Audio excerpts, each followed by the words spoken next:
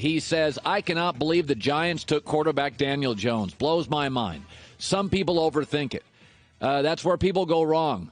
They forget you got to win. Okay, either you have a history of winning and being that guy for your team or you don't. So he's saying Daniel Jones didn't win in college. He was 17 and 19. And the Giants took a big risk on drafting Daniel Jones, according to Baker Mayfield. So let me start with this. Did the Cleveland Browns not take a risk drafting a guy with a police video in college? A 5'11 and a half, two-time walk-on? Yes, Baker Mayfield won in college. That's because everybody wins at Oklahoma. Jason White on two bad knees won the Heisman. Josh Heupel won at Oklahoma. I think he won a national title. So you can argue that Cleveland took a big risk with Baker Mayfield. I got a police video.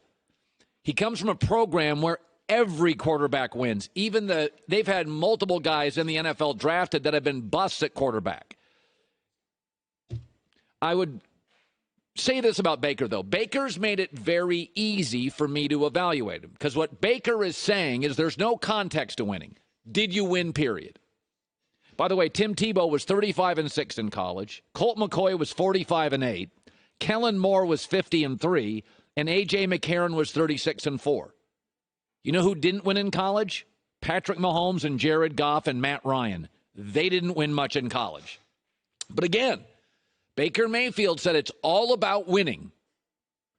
There's no nuance needed, no context. I've said before, if Baker Mayfield succeeds in Cleveland, it will be more impressive than, let's say, Patrick Mahomes winning in Kansas City, because Patrick Mahomes has Andy Reid. That's a stable team. That's good ownership. Cleveland, not stable, not great ownership. So winning in Cleveland, because I believe there's nuance and context to winning.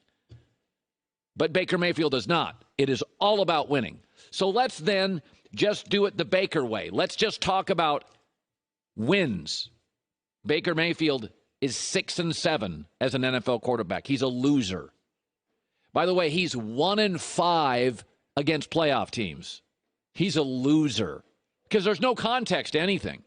Matt Ryan played with Boston College teammates who don't go to the pros. Tim Tebow played with 37 NFL, but there's no context to it. Daniel Jones is a loser. I'm a winner, Baker Mayfield. Not to mention Daniel Jones was throwing to guys who don't get drafted by the CFL. But there's no context. It's just, I'm a winner, right, Baker, and everybody else is a loser. So let's go to Baker Mayfield's big wins last year in the NFL. 28-16 over Atlanta, missing 3 of their 4 defensive back starters, a 7-9 team. That was a big win for him. He did beat Cincinnati. Oh, they finished in 4th place. Starting quarterback got hurt during the game. He beat Carolina. Oh, Cam was hurt, and they won 1 game after Thanksgiving. Oh, he did beat Denver. They were 6-10. And then he beat Cincinnati again, starting Jeff Driscoll at quarterback. Those were the wins. No context, no nuance. Those are the wins, right?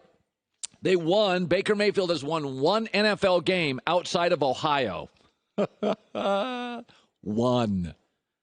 See, because I believe winning has context. I think it's easier to win quarterbacking Oklahoma and Florida than it is like Jared Goff at Cal or Patrick Mahomes at Texas Tech or Andrew Luck at Stanford. See, I think there's context to it. I do think winning in Cleveland with a GM and John Dorsey who was fired, Jimmy Haslam who's been chaotic, Freddie Kitchens a rookie head coach, and the youngest roster in the NFL, and some really dramatic players, OBJ, Sheldon Richardson, I think that would be very impressive. That would be if you had nuance and context to winning instead of just that guy didn't win in college, I won in college. Because you do realize, Baker, Patrick Mahomes' NFL record, he's a winner. You're a loser right now. But he has Andy Reid. Doesn't matter. Patrick's a winner. You're a loser. Because it's all about winning. There's no context to it. I would just like to remind everybody, 6-7 is Baker Mayfield's NFL record. 1-5, 1 win outside of Ohio. That's the winner for you. He is some winner.